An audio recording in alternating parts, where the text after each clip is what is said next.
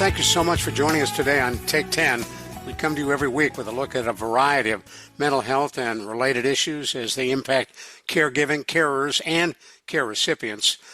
With us today, Dr. Jamie Huysman and Carol Zernial. Dr. Huysman is a psychologist, licensed clinical social worker, and he is well known for his work in social entrepreneurship, known nationally for his help for not only those dealing with loss as caregivers and addiction and a whole lot more. Carol Zernial, our co-host, is somebody who I know many of you are aware of. She's got a master's degree in social gerontology, 30 years experience in the field. She's co-chair of the RAISE Family Caregiving Advisory Council and executive director of the WellMed Charitable Foundation. So, Dr. Jamie, for folks who really don't understand grief and dealing with trauma, what is grief and how do we deal with it? You know, Ron, I deal with it every day, as Carol knows, because I'm their chief compassion officer at WellMed. And I did not know totally what that meant, obviously, until COVID came. And it meant just treating our employees like human beings instead of human doings. They were going through issues of loss, of grief, of dysregulation at COVID. So many things human-wise was affecting them, at work. And many were leaving and many were watching grief, if you will, by people passing away from that COVID epidemic. And it was triggering stuff in them. So we created this role. And I just left a clinic now where we lost a doctor. And I realized in my mind that a lot of people don't realize the antidote to grief. Now, what we're talking about here is grief is loss. This was lost, this particular doctor, and unfortunately in a car accident. So it was immediate kind of grief. It was not complicated grief that caregivers sometimes feel or anticipatory grief. And we can do a whole show on all types of grief. This one was a sudden, like out of the blue, how to make sense out of something which makes no sense type of grief. And what I realized, because I started sending them all to my charity support group, that we deal with complex post-traumatic stress, which is childhood trauma, that the antidote to grief, the loss of somebody and what to do and what it was triggering inside them, was the same as recovery from complex trauma. That grief work was loving yourself enough to deal with the stressors and stress reduction and to doing it with healthy people around you. And that was the way to deal with actual grief. So that was the grief I just dealt with. And I'm sure caregivers are no stranger to what I just described. Now, for those dealing with grief, go ahead, Carol. No, I was just going to say, there are so many different times that grief hits a caregiver. I mean, if you think about the caregiver journey, finding out that someone needs, has been in an accident or has had a health traumatic event, in the middle of it, the slog of every day being a caregiver, the anticipating the end of it, is grief different on these different points of a caregiver journey?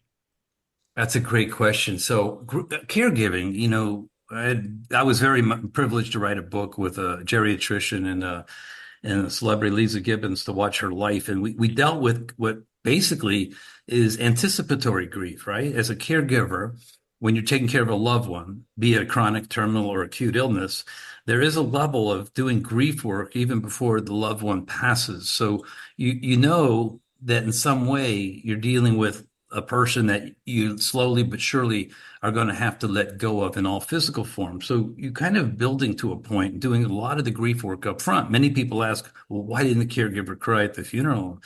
And I basically said they've probably been crying in some ways and emoting over the last year they've been taking care of their loved one. So yes, there is a little bit of a difference for sure. But grief in and of itself, Carol, does hit us in so many different ways. And I hope we do.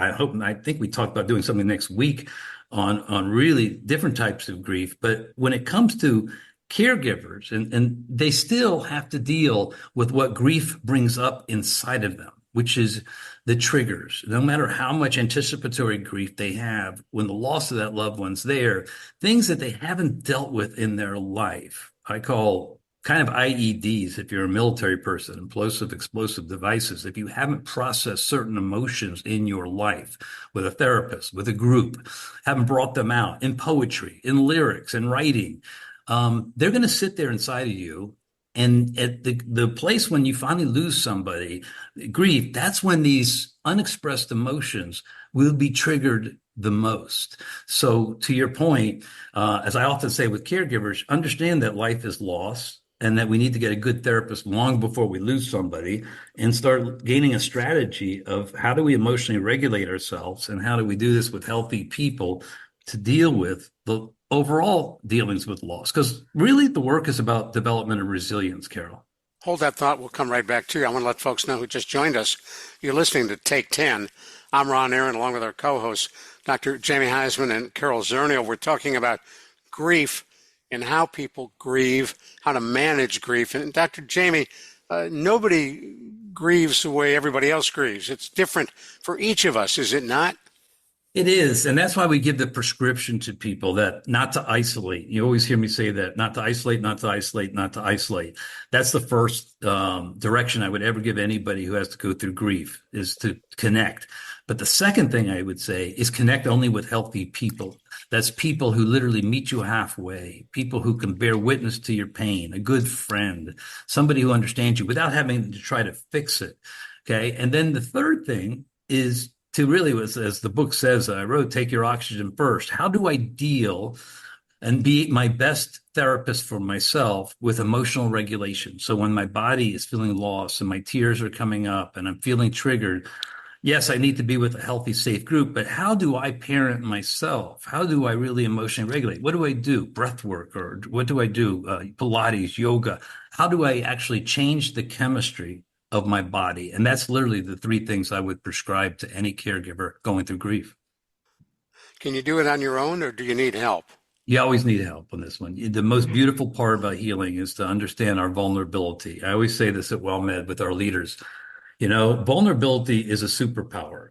If you're getting help and you're dealing with it, meaning if you're in therapy, or if you're like coming to our groups, Tar-Non, or if you're recovering alcoholic AA, or if you're in Carol's groups at Caregiver SOS, you need to have people around, and it's important for us to reach out for help, that we're worth it, that we're valuable. You cannot do this work alone. Yes, you can do the stress reduction work when your body is being triggered. Okay, don't rely on your mind to be able to tell you need it. When your body is being triggered, and you're feeling that through headaches, through stress, through your gastric system, or bad sleep, you do need to concentrate and put in your schedule stress reduction techniques or emotional regulation. But you got to make sure you're connected to people around you that will keep you honest, that care, that give you safety. So Jamie, the folks know that I lost my father last year, and I was recently at his house. We're still arranging things and going through things, and there's a feeling of grief, but I was also feeling so grateful, and I'm wondering, is that a sign that the grief is lifting? Do grief and gratitude, are they cousins? Can they live together? That's such a great question, Carol. And I just had this conversation over this loss of this doctor. Yes, the answer is an unqualified, definite yes. During the crises, okay, it's hell, right? And if we don't do the prescription I just laid out, not to isolate, make sure you're connected to healthy people and doing stress reductions, it's greater hell. But the more you do that, the more resilience you build up, the more you honor actually the loss of that person by taking care of yourself, them almost triggering the health and wellness of you, the more grateful you're going to be. So I have people in our groups at Tar-Non, Toxic Abusive Relationships Anonymous, who went through the worst relationships in the world. And the longer they're in recovery, the less angry they are at the person, the more compassion they have for the attachment disorder, but the more they're grateful that instead of being angry at the person, they're happy that they're a better father or mother, that they're a better person and a better human after getting into recovery. So 100% gratitude does come as a process of what we call, the grief process or the process of trauma recovery. I love leaving this on an up note. Thank you, Dr. Jamie. And to Carol Zernial, I'm Ron Aaron. We'll talk with you soon right here on Take 10.